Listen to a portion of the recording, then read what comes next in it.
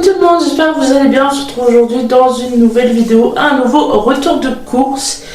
Il va y avoir un léger reflet, je suis désolée. Il fait magnifique aujourd'hui. Donc voilà, retour de course un petit peu particulier. Il s'agit du retour de course pour le menu de Noël.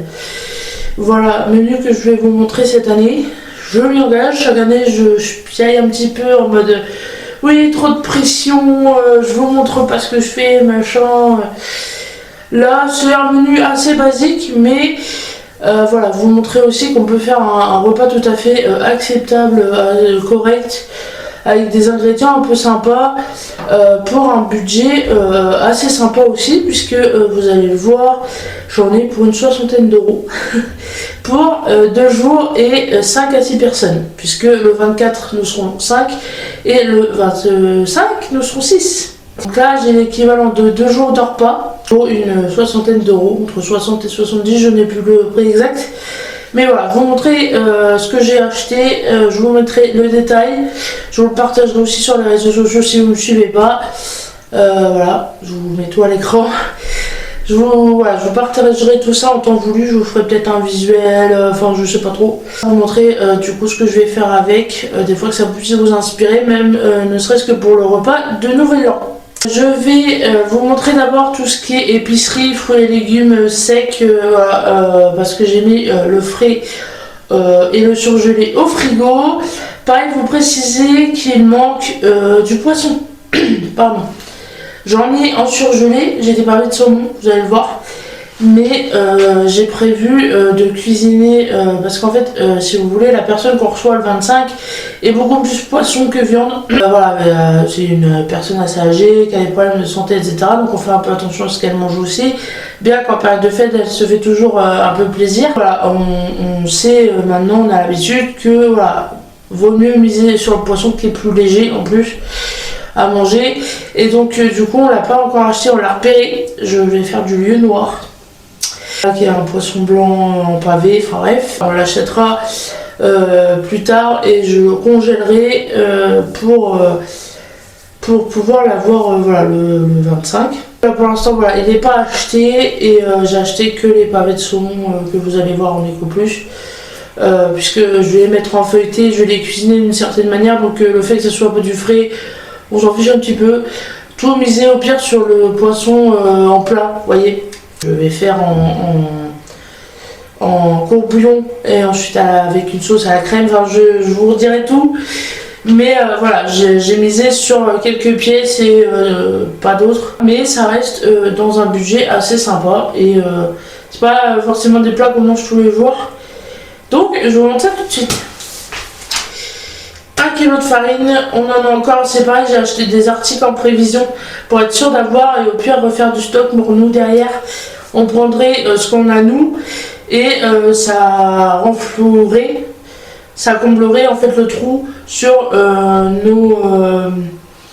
nos stocks à nous si vous voulez. Donc j'ai racheté en prévision, en plus voilà, je vais faire des aumônières, voilà. Vous savez, quand je fais le repas de fête, je fais tout maison presque. Donc voilà, il y a des articles que je prends en prévision pour pouvoir assumer derrière. 1 kg de farine pour faire des crêpes, pour les aumônières, pour faire la bûche, parce que je vais faire la bûche pâtissière. Et voilà, tout ce qui est base de béchamel, enfin voilà, là je vais utiliser pas mal de farine. Comme je vais utiliser pas mal d'œufs, vous voyez, donc farine. Je vais utiliser pas mal de crêpes cette année. J'ai acheté la brique plus des briquettes.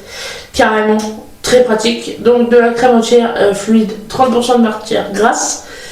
Pour la bûche, pour faire une ganache, pour faire la crème à l'intérieur. Pourquoi j'ai besoin de crème pour les aumônières, pour la crème du poisson. Et je ne sais plus, mais je sais que j'ai besoin de crème. Donc gros format obligé, puisque j'ai besoin de beaucoup de crème.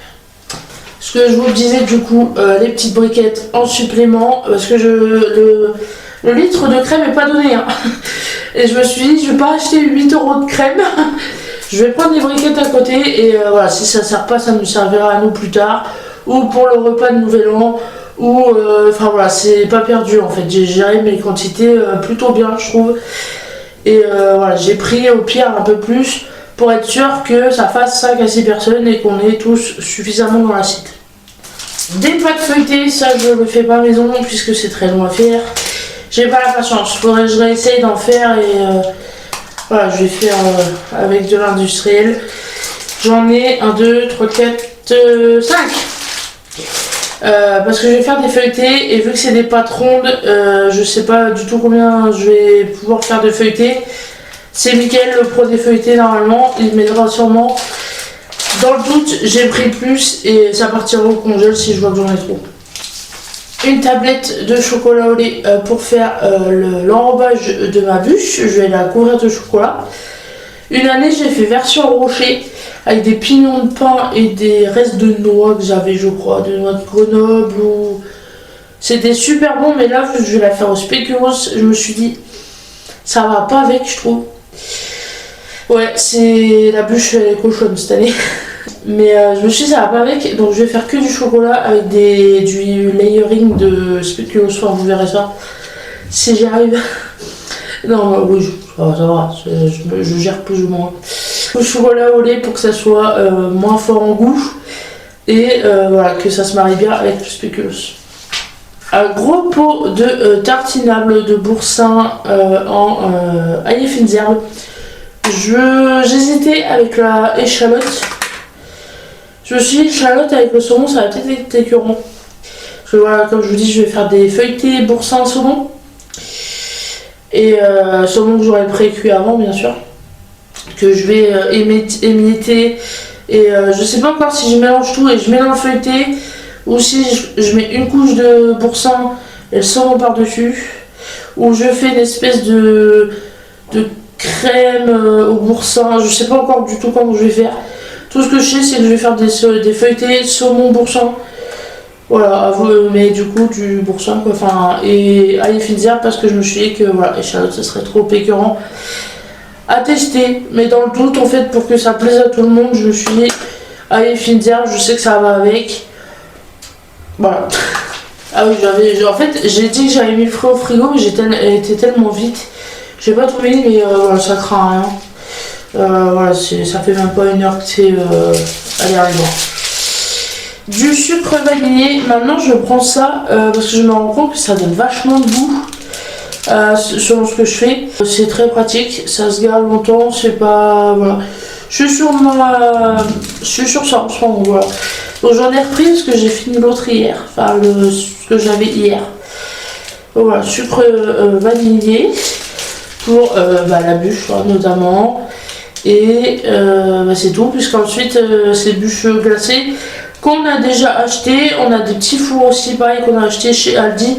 Je vous les montrerai après des fois que vous voudriez aller les acheter parce qu'elles sont super sympas. C'est pas parce que c'est hard discounter que c'est pas ouf.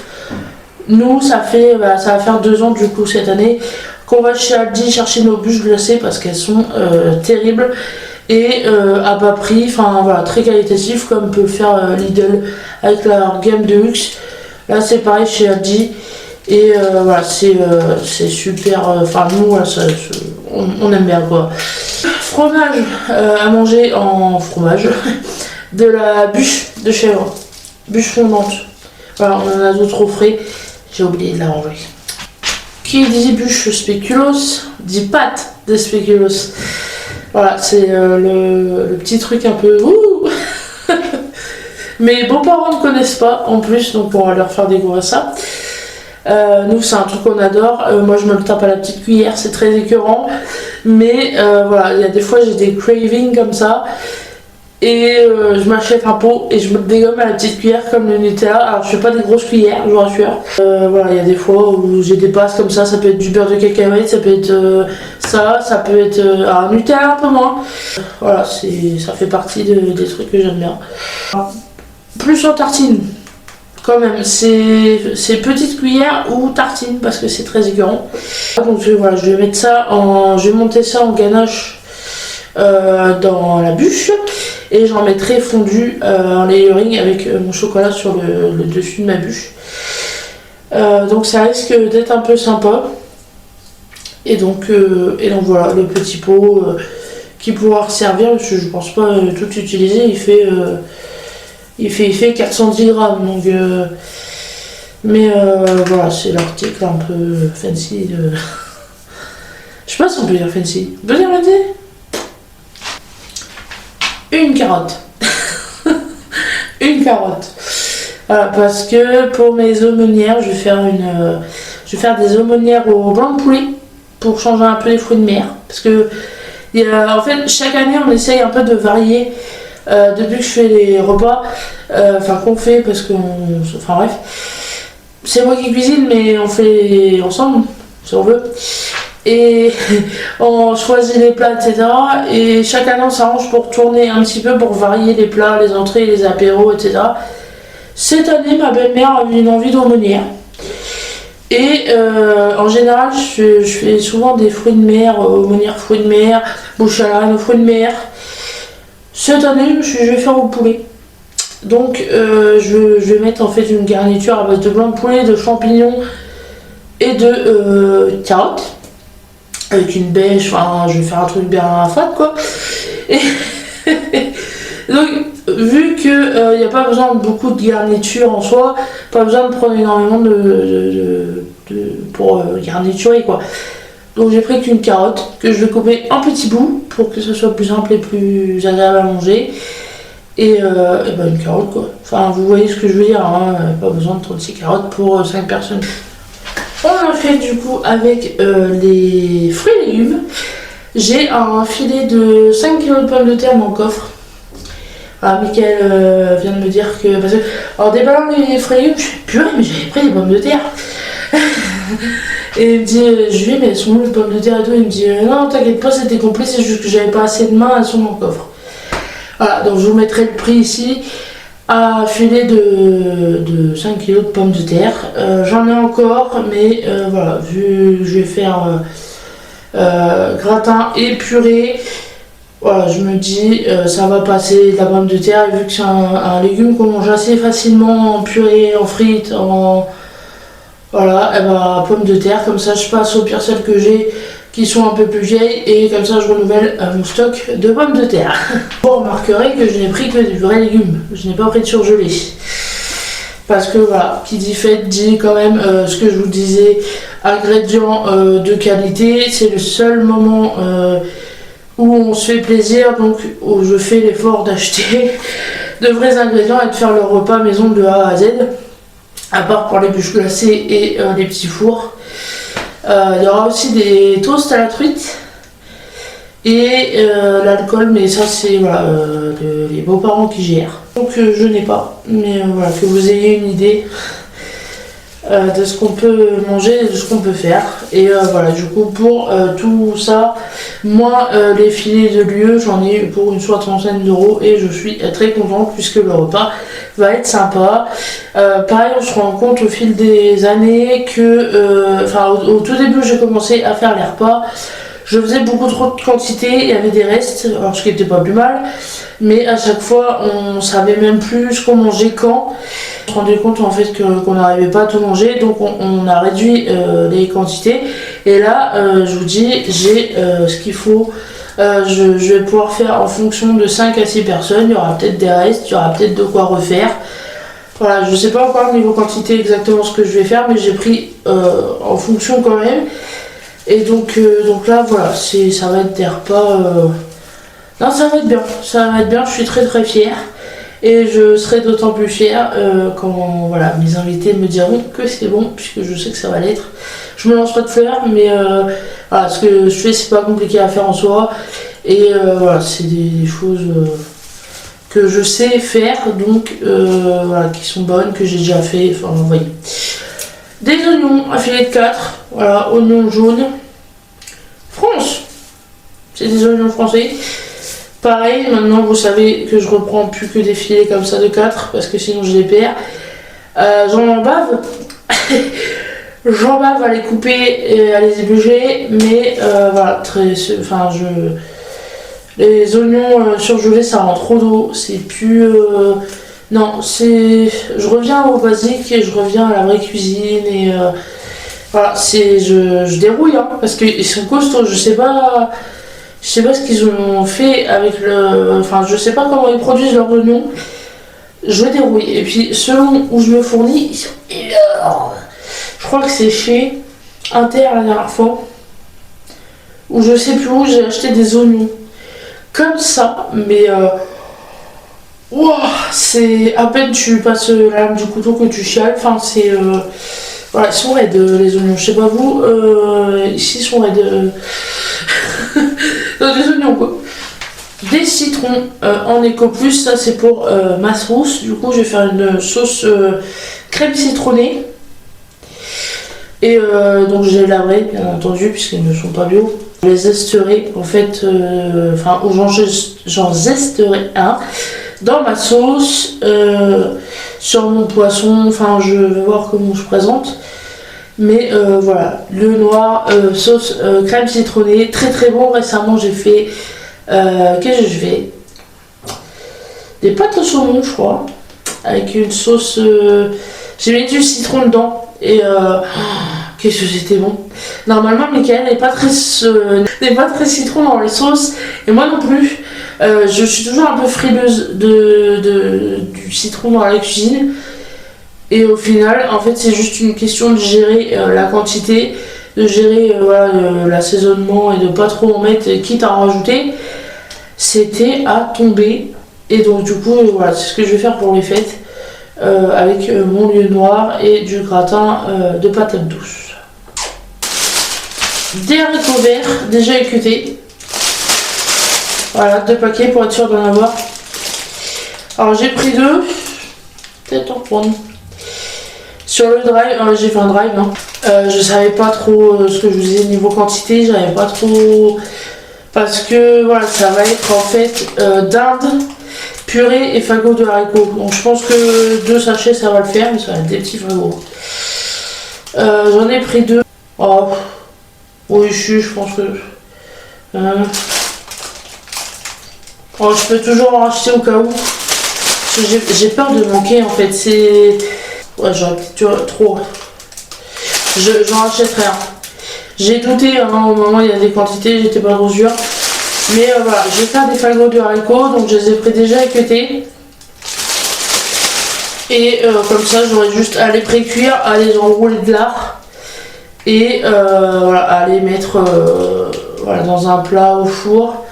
À les cuire pour cuire le lard et à présenter ça dans l'assiette avec. Enfin, je pense qu'on va faire comme d'habitude, on va mettre les plats au centre de la table et chacun se sert. Mais voilà, du coup, le 24, ça sera de la dinde avec de la farce. Ça, c'est ma belle-mère qui s'en occupe. La dinde, voilà, elle s'occuper de la cuisson de la dinde. La farce est déjà préfaite, enfin, c'est de la farce industrielle. Et moi, voilà, je vais faire de la purée et des fagots de haricots maison. Et puis ça va être très très bon. Voilà, des champignons, ce que je vous disais pour les aumônières.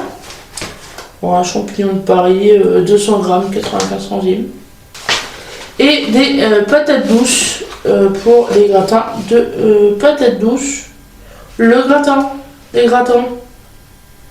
Je pense que c'est. Oh. Et pareil, je vous dis, je sais pas encore comment je présente mes trucs. Je sais ce que je fais, hein, mais je sais pas du tout si je fais des parts individuelles, si je fais à l'assiette, si je fais des gros plats. Une année sur 2, je change. Je sais qu'une année j'ai fait des petits gratins au finaux dans les cassolettes, une année j'ai fait dans le grand plat. Donc là je sais pas. Pareil, j'ai hésité sur le drive, je n'avais possibilité que de prendre une barquette. Et Miguel il me fait mais de toute façon c'est gros les patates douces. Bah, j'hésite à prendre quand même, hein, parce que pareil, le gratin ça peut être un gros, et que ça fasse des restes. Ce que je vois, ce que je vous disais, c'est que voilà, en général, mon beau-frère repart avec des tupperwares. Voilà, au moment des fêtes, ou même quand il mange à la maison, ou voilà, chez ses parents, enfin, voilà les tubes. Et je les trouve un peu petites. Elles sont longues, mais elles sont pas grosses. Enfin, je sais pas. Ouais, je pense que je vais racheter une barquette d'haricots de patates et un sachet d'haricots verts. Pour être sûr, et puis voilà, s'il y a trop. Mais parce que ouais, ça va être raide. Parce que c'est pareil, je me suis demandé si je coupais pas avec de la patate normale. Mais c'est plus savoureux qu'avec que de la patate douce. Est-ce que je ferais pas moitié patate normale et moitié patate douce? Ah, je ne sais pas. Mais j'ai peur que ça casse quand même le côté patate douce, moi. Je pense que je vais faire que de la patate douce, histoire que ça ait un vrai intérêt. Je vais reprendre une barquette de patates. On continue et on a fini tout de suite. On continue du coup sur les fromages. On a pris du Carlo. Alors ça, je suis pas trop fan. Mais c'est pour les autres, hein, c'est pas que pour moi. Une pomme de brie. Le lard, par contre, j'ai clairement... vu que voilà, je savais pas trop au niveau fagot ce que ça allait rendre, etc. Et qu'on est 5. Je me suis dit, ça va pas le faire. J'en ai pris 2 paquets. Donc voilà, 2 fois 7 tranches. Voilà, en suggestion, ils mettent des fagots de haricots. Donc je pense que là, on est large. Donc c'était 7, 14 si j'ai pas de bêtises. Donc ouais, je pense que niveau large, du coup on est large, mais il faudra peut-être d'haricots. Pareil, le poulet, je savais pas du tout quoi prendre. Il n'y avait pas de gros format de cube de poulet. Donc oh si, ça va, c'est des gros bouts. Parce que je vais les recouper. Hein. Je vais les recouper.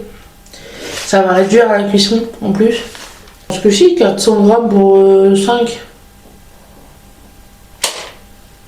Avec la garniture et la bêche. Oui. Si, je peux bien faire 3 morceaux dans un. Hein. Si, ça va le faire. Ça va le faire, puis il y a les toasts. Non. Non, les toasts, c'est 25. Oh, je sais même plus. C'est les petits fours 24. Je sais plus. Enfin, faut pas trop se blinder non plus, parce qu'il y a les gâteaux apéro et tout avec. Donc je pense que oui, je pense que niveau aumônière, j'ai largement de quoi faire avec la garniture. Donc ouais, donc là j'ai 400 grammes de cubes de poulet de Neuilly-les-Aubiers dans l'Ouest.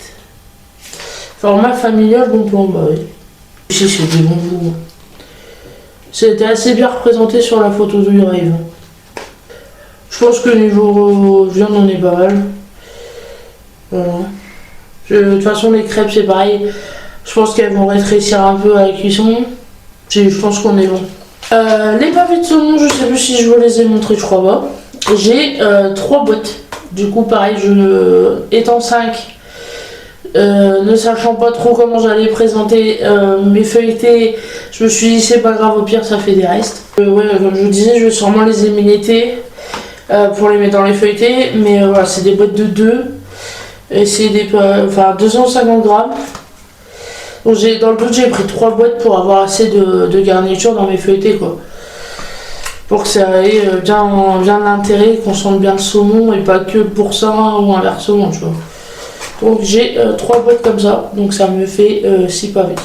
Et du coup, je vais vous présenter les petits fours et les bûches qu'on a prises chez Aldi. Donc toujours dans l'optique de la personne qu'on reçoit le 25 a ses préférences, ce qui ne nous dérange pas, hein. Ça nous fait plaisir aussi que de la recevoir et c'est pour ça qu'on s'adapte.